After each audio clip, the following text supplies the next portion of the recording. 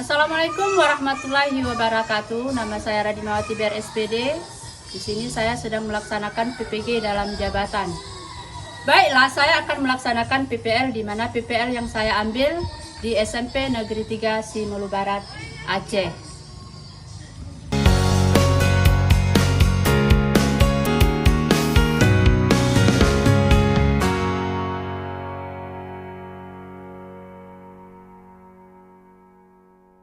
Assalamualaikum. Waalaikumsalam warahmatullahi wabarakatuh. Selamat siang anak-anak. Siang, Bu.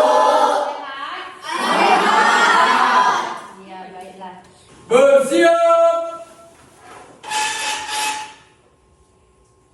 Bersam. Assalamualaikum warahmatullahi wabarakatuh. Waalaikumsalam warahmatullahi wabarakatuh.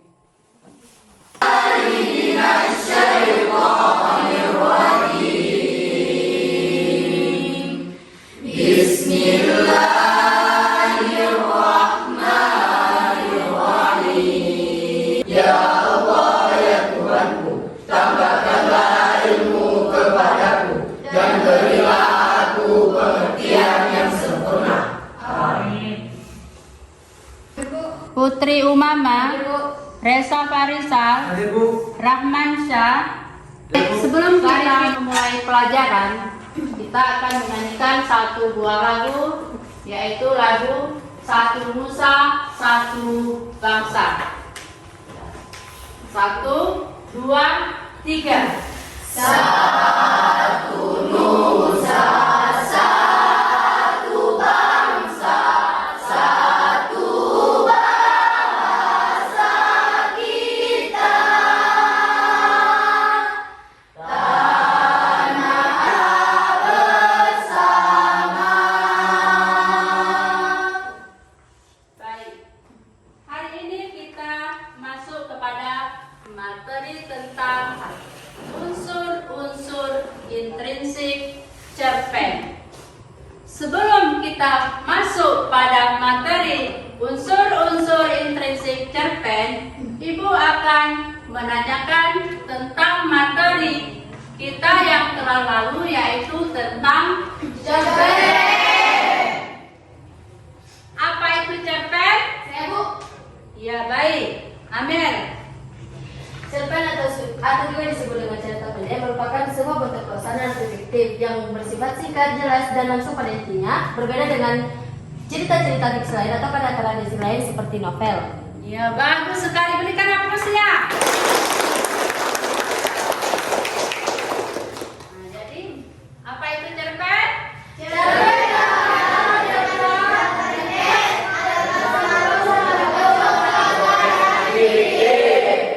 Iya, jadi cerpen itu yaitu bentuknya tentang naratif fiktif. Nah, ciri-ciri cerpen. Apa saja ciri-ciri cerpen? Saya, Bu. Nah, coba Asura. Ciri-ciri cerpen yaitu jalan cerita cerpen lebih singkat daripada novel. Iya. Cerpen tidak akan melebihi dari 10.000 kata. Biasanya cerpen diambil dari kehidupan sehari-hari atau kehidupan nyata. Iya, bagus. Coba Amel sambung lagi. Apa itu? Apa lagi? Cerpen tidak mengisahkan semua kisah tokoh, melainkan hanya intisarinya saja. Namun dan di cerpen terdapat tokoh tersebut terdapat atau terjadi Nah, jadi ada berapa ciri-ciri cerpen? 10. Apa saja? Yang pertama, Jalan ciri-ciri dalam cerpen itu bahasanya mudah dipahami, ceritanya tidak terlalu panjang. Baik, kita akan masuk kepada materi tentang unsur-unsur intrinsik cerpen. Apa saja yang tahu? Siapa yang tahu apa saja yang masuk dalam unsur-unsur intrinsik cerpen? Ya, Lira, coba Lira. Sebutin, Bu. Ya, yang tahunya apa yang tahunya? 1 tema, Ya. 2 alur atau plot, 3 setting, 4 tokoh, 5 penokohan, 6 amanat, 7 sudut pandang. Iya, bagus sekali. Berikan aplausnya. Jadi, unsur-unsur intrinsik cerpen itu ada Bisa jadi 6, bisa jadi 7. Kenapa bisa jadi 6, bisa jadi 7? Kalau misalnya tokoh dan penokohan digabung, berarti unsur-unsur intrinsik itu menjadi 6. Tapi apabila tokoh dengan penokohan dipisahkan, berarti unsur-unsur intrinsik cerpen itu ada 7 semuanya.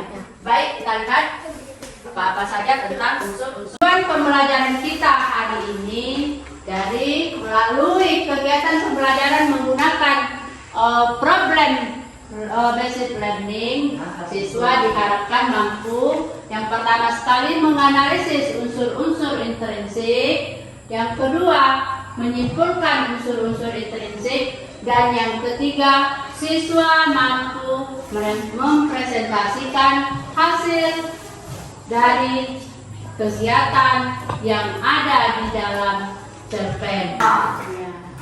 Tema adalah sebuah gagasan pokok yang mendasari dari jalannya cerita sebuah cerpen. Jadi tema biasanya dapat langsung terlihat jelas di dalam cerita atau tersurat dan tidak langsung. Jadi di dalam tema ini ketika ada sebuah cerpen, kita langsung bisa memahami mana yang temanya di dalam cerpen tersebut. Jangan salah, cerpen berbeda dengan judul, ya, paham? Tema berbeda dengan judul. Jadi jangan nanti ketika ibu suruh kalian mencari tema, kalian menentukan pula judulnya di dalam tema itu. Jadi berbeda, ya. Yang kedua,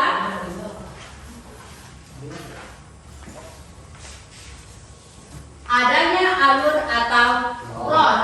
Nah, di sini alur atau plot yaitu jalan dari sebuah cerita merupakan karya sastra. Secara garis besar, alur merupakan urutan tahapan jalannya sebuah cerita.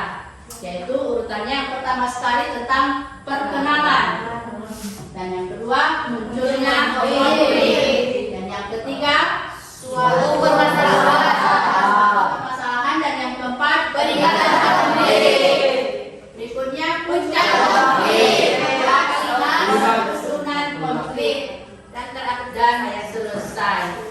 Di sini setiap cerpen mempunyai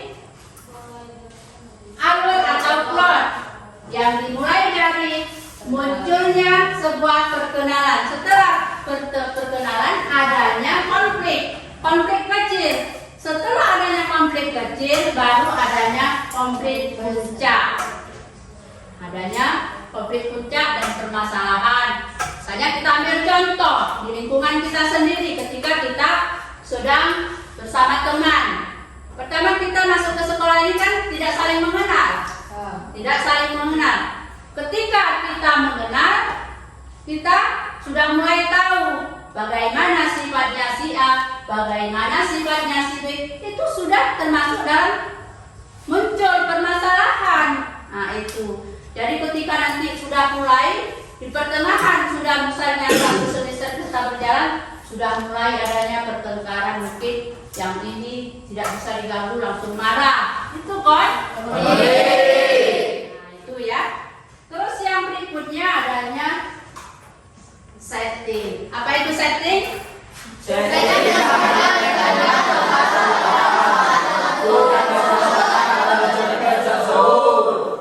tempat terjadinya sesuatu.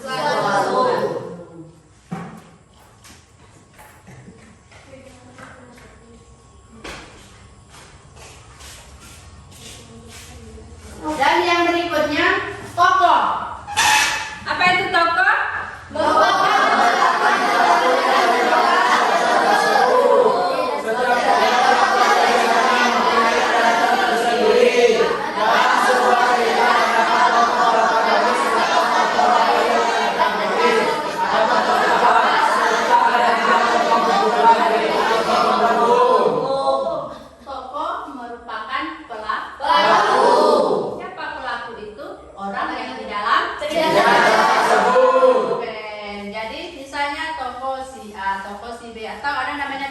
aku atau namanya tokoh aku.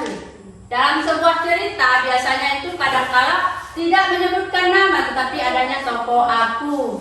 Itu aku itu berarti dia menceritakan kehidupannya kepada orang lain. Jadi dibuatlah nama di situ nama tokoh aku. Jadi tidak ada nama lain, itu namanya tokoh aku. Jadi orang yang di dalam teks cerpen itu dinamakan tokoh. Paham? Paham? Kita lanjut. Penokohannya itu pemberian sifat pada tokoh atau pemberian tokoh ini karakter yang dimiliki oleh tokoh tersebut.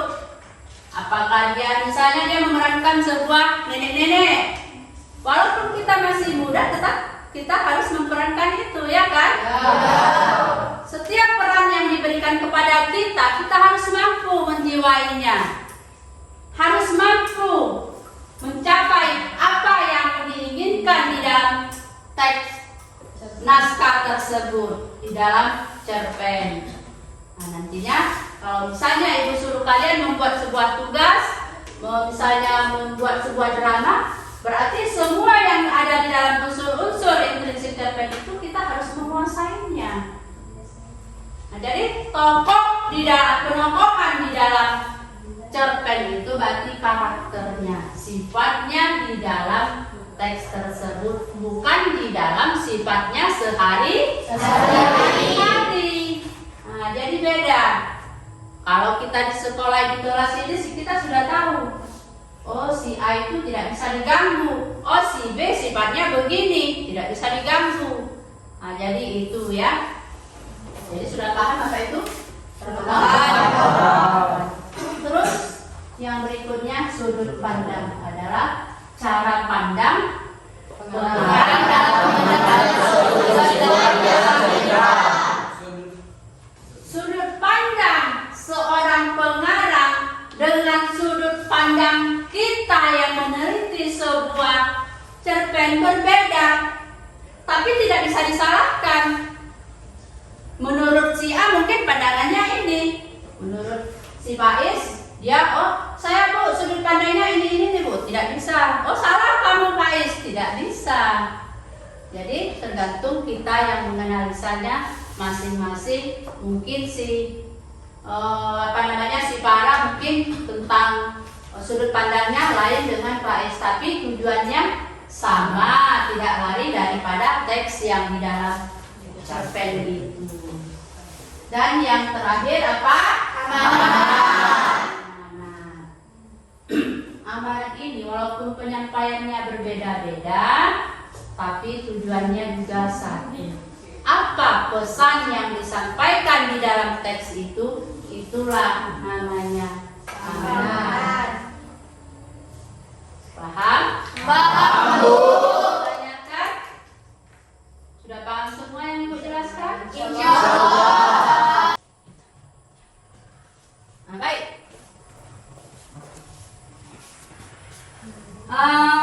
Ibu akan membagikan beberapa kelompok seperti biasanya. Kelompok. Baik. Ini yang perempuan dulu ya. Perempuan dulu, silakan mengambil. Nomor 1. Nah, ya. Nomor 2.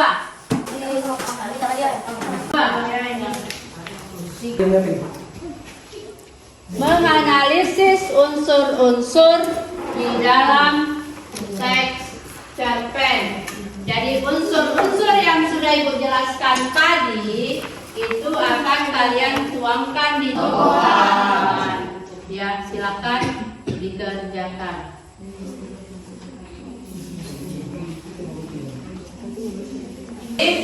Di dalam kerja kelompok ini nanti akan Ibu tentukan bobot nilainya ketika kita mengerjakan tugas ini selama 5 menit atau 10 menit? 10 menit aja. 10 ya.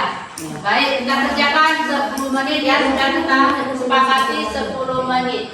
Apabila yang kelompok cepat mengerjakannya sebelum waktu 10 menit, itu Ibu berikan nilai plusnya 3 ya. Nah, kalau selesai tugas yang dibuat itu pas batas waktu, berarti Ibu berikan tugas nilai 3. Tapi ketika di bawah sudah lewat waktu yang ditentukan, itu akan Ibu berikan nilai 2.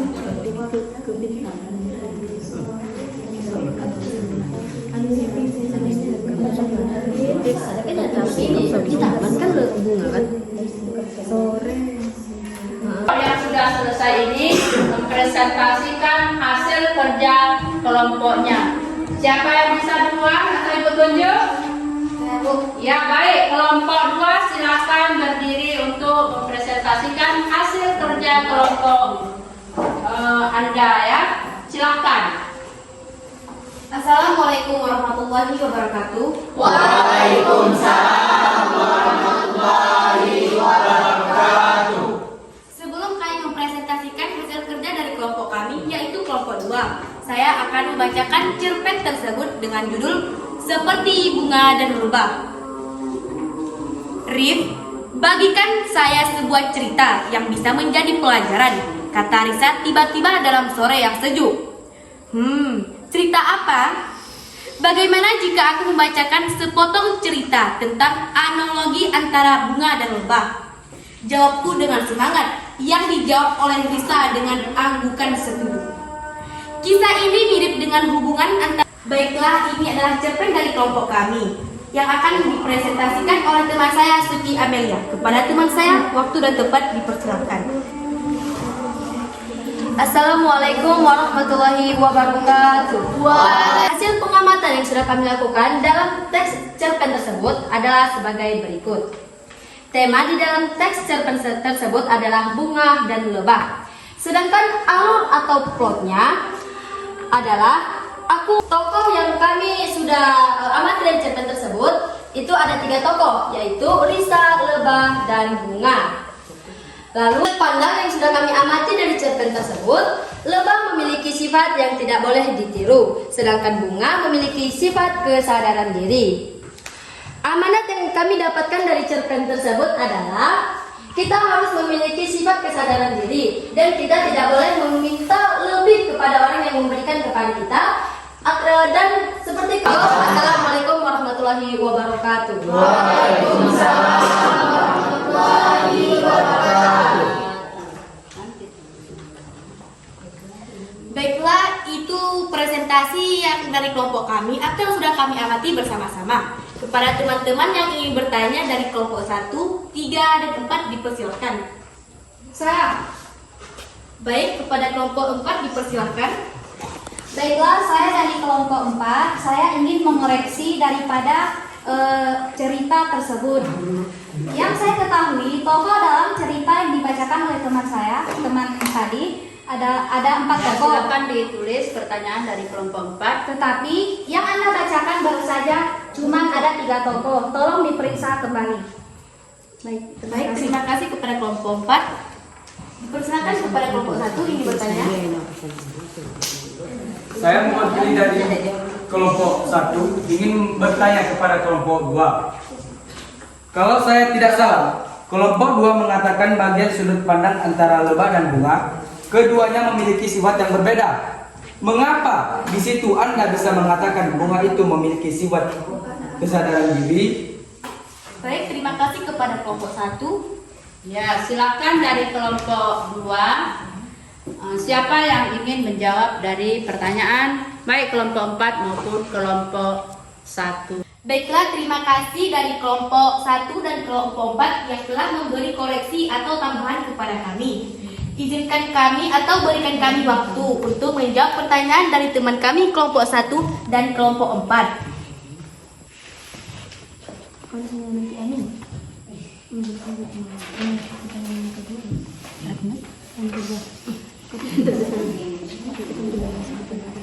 silakan dijawab dari pertanyaan-pertanyaan teman-temannya.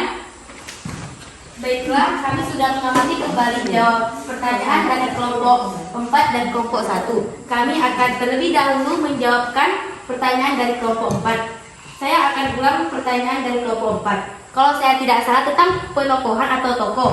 Yang tadi kami sebutkan hanya 3. Apakah itu betul? Yang Anda koreksi 4. Yang akan dijawab oleh teman kami Fahrul Arazi. Kepada teman kami, waktu dan tempat dipersilahkan.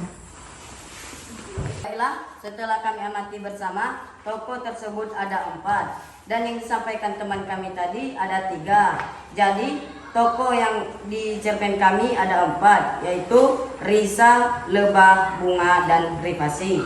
Terima kasih untuk kelompok 4 telah menambahkan atau mengkoreksi cerpen kami. Assalamualaikum warahmatullahi wabarakatuh. Berikan dulu.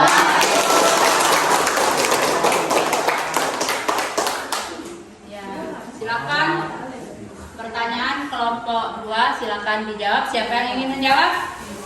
Ya. Baiklah, pertanyaan dari kelompok 1 akan dijawab oleh teman kami Amelia.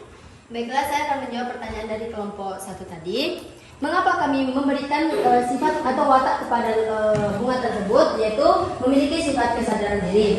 Karena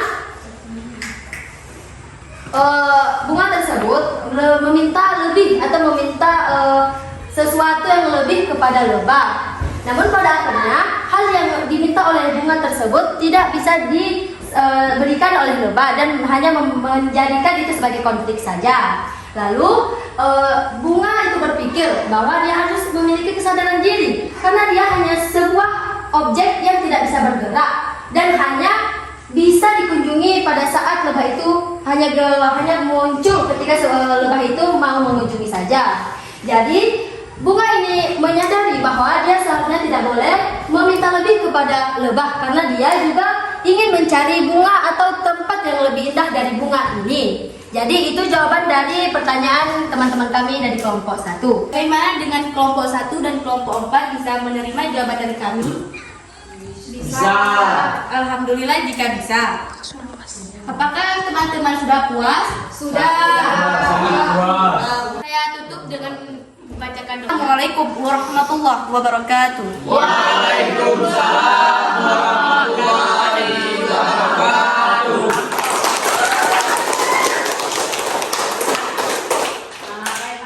Di sini Ibu akan memberikan sedikit masukan daripada kegiatan kelompok yang sudah dipresentasikan oleh kelompok 2 ya. Di sini bahwa kenapa bunga mempunyai kesadaran diri, bahwasanya bunga ini hanya duduk tanpa bisa kemana-mana. Makanya dia ketika ingin sesuatu tapi tidak bisa, dia hanya mengharapkan lebah yang datang tadi barulah dia bisa meminta. Jadi ketika banyak permintaan, akhirnya si lebah ini juga kewalahan. Makanya terakhirnya yang bunga ini menyadari bahwa saya tidak mungkin terlalu banyak permintaan karena hanya dialah yang membantu saya, itu ya. Nah, dari sifat ini, jadi sifat si lebah ini sebenarnya yaitu apa namanya di sini tadi, keras ya, keras. Sedangkan si bunga hanya memasrahkan diri ketika ada yang datang mendekati. Bisa dipahami? Bisa.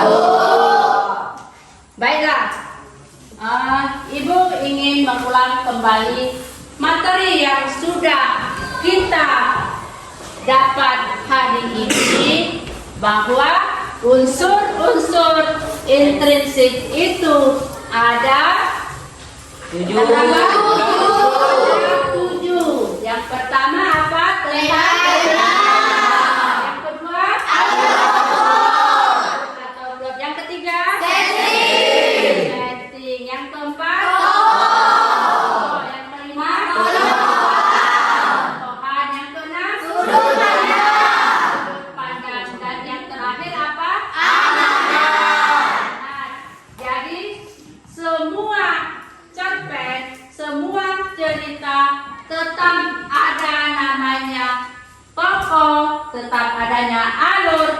adanya setting, tetap adanya penokohan sudut pandang dan amanat. Apa itu amanat? Yaitu pesan yang bisa kita ambil dari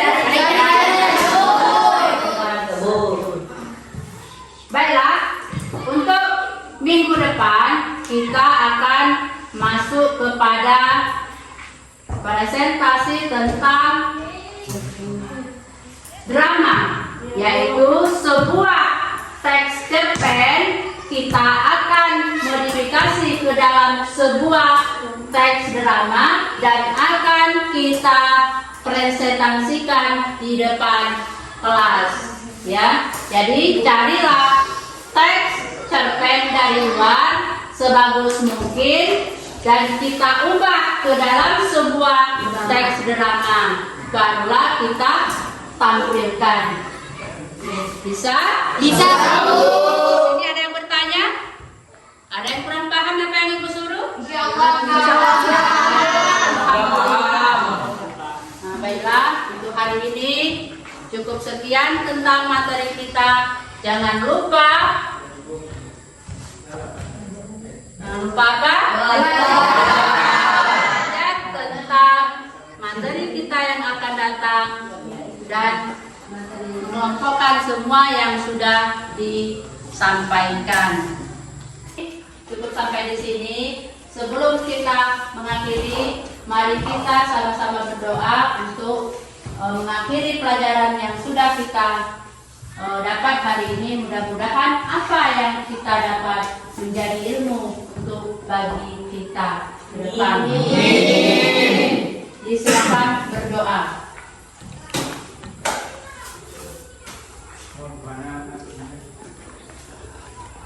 Doa selesai. Alhamdulillah. Disiapkan.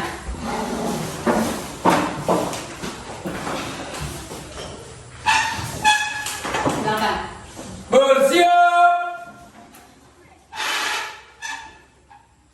Bersalam.